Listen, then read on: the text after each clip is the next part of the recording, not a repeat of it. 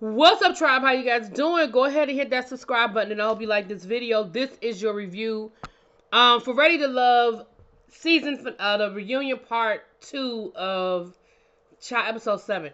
Listen, this probably is not going to be a section by section review. This is going to be more of an overview because I'm so glad that this season is over. Let me be honest with you. I just did not feel like that these people's matches were there. These were probably some really good people, some really cool people, some really down to earth people. But let me tell you a couple of problems I had with this season. I don't know how many of those people were ready to love.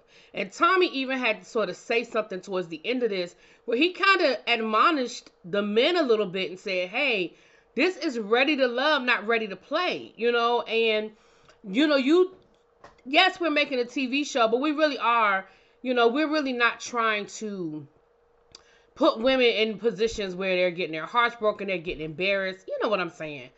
So let me just go down the list. So we start off, we pick up with Tony and Morgan. That whole situation is toxic. Now, Morgan got mad when the word toxic was used, but girl, listen, sometimes a thing is just a thing. If there's no other word that will do, listen, that's like when people are like, I don't like when people use the word aggressive. Well, if the person was being aggressive, that's the right word. Words mean things. They have definitions. If y'all are being toxic, then toxic is the right word. So you don't have to like it, but it is what it is, okay? I just don't know. And a couple of the women, too, because we're going to get to Cynthia in a minute. I just don't know if these people have done the work. People got on Corvea last episode because she said that she feel like any man that she date need to go to therapy or should have gone through therapy. Listen, that might not necessarily be a bad idea. Moving on. So we're down to the house, and they were kind of going through what happened at the house and, how basically pretty much everybody sort of made their final selections, at the house. And it really the only, which is what I said during the season when I was reviewing it. I said, really, the reason why I feel like the Tony, Morgan, Lyndon situation got so much attention is because they were really the only couple that was still in limbo. Even this fake love triangle between, well, I shouldn't say triangle, square, between Cynthia, Jeffrey, Anthony, and Andre. I honestly never really felt like it was a question. I felt like Anthony was going to end up with Cynthia and Andre was going to end up with Jeffrey. But whatever. For whatever reason, they got to talking to Morgan again about Tony and what happened. And she was saying that, well, I feel like because Marcia wasn't there as a distraction. And Marcia took offense to the term distraction, which I understand why you would feel like why you would get offended by that word. But honestly, that's what it was. It was, she could have said it differently, but without Tony having two women to choose from, his attention was laser focused on her.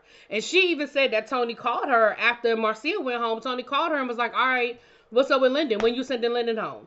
And it was almost like, oh, the minute his other person was gone, now I was supposed to immediately get rid of my other person so we could be together kind of thing.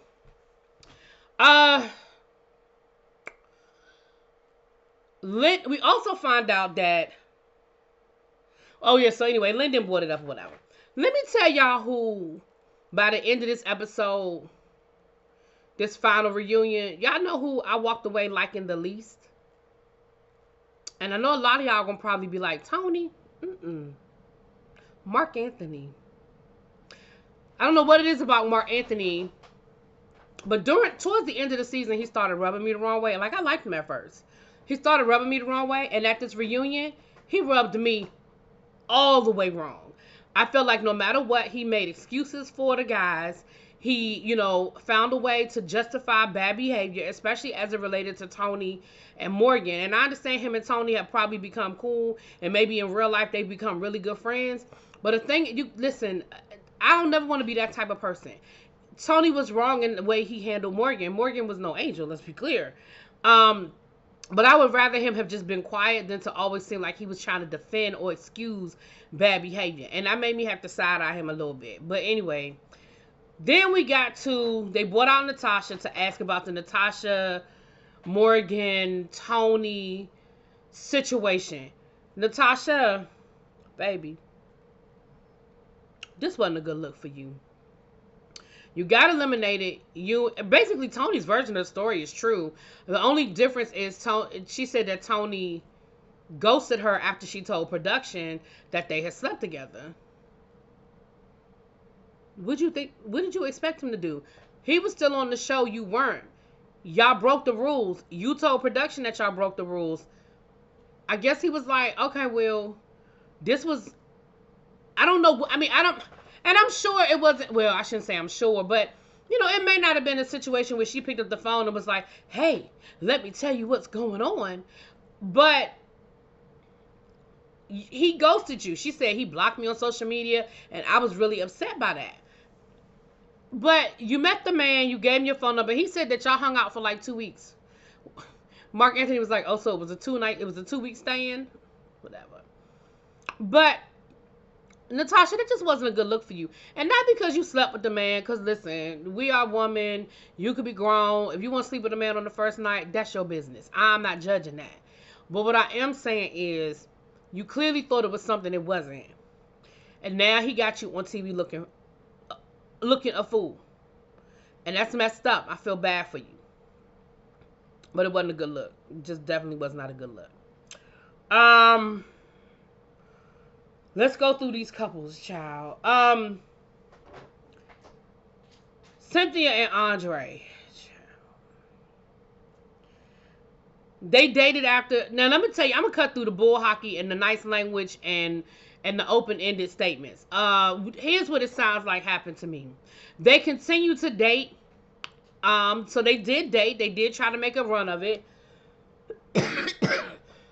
It sounds like Cynthia don't play fair. When there's disagreements, arguments, that Cynthia doesn't play fair. She says things that are hurtful. She goes for the jugular, and she seems like she's one of those people that when she goes for the jugular, she's very hurtful, and then when it's over with, she want to be cool again because she over it. And Anthony was like, yeah, that's not how that works. She said that Anthony is a good guy, and she realized that she was not emotionally available, and that she needed to do some work because she wanted to be a better person for him, and she would basically circle back around after she got her stuff together. But again, I have to say, Cynthia, throughout this process, you seem like the person that had your ish together the most. You know, I really liked Cynthia. I was really rooting for Cynthia, and it's very disappointing for me to hear that you went through all of that to get to the point where you were like, oh, well, I wasn't emotionally available. Girl, what?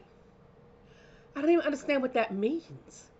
I mean, I understand what it means, but in this situation, it was crazy to me. Now, Marc Anthony and Mercedes, child, they still kicking it. They just didn't want to put a label on it. Mercedes was like, I wasn't really trying to get into no long distance situation. His last relationship was with a stewardess, and it didn't work out because of the distance, and I just didn't want to go back down that road with him, but he's a good guy. We're still really good friends, yada, yada, yada, but they was booed up on that couch. Child, they still kicking it.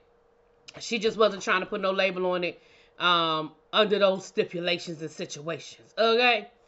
Tony and Marcia are cool. They dating, but they only date during the day. Marcia was like, basically, yeah, I wasn't gonna become one of your many, okay? I knew you had the situation with Natasha, you had the situation with Morgan, and child, quiet as kept and loud as it is, Morgan and Tony probably still playing this back and forth toxic ass game, okay? And Marcia was like, what you're not gonna do is get me caught up in this matrix, okay? Honestly, y'all, that's about it. The biggest bombshell was the whole Natasha thing. Because a lot of people didn't know about the Natasha thing. So that's really what the biggest bombshell was. You know, and that was pretty much that. I don't know. I hope Dallas is better. Because this season, so basically, at this point, none of the couples are together. I think the only couple that was still together at the reunion was Blake and Suann. And word on the curb is that Blake and Suann ain't even together no more. So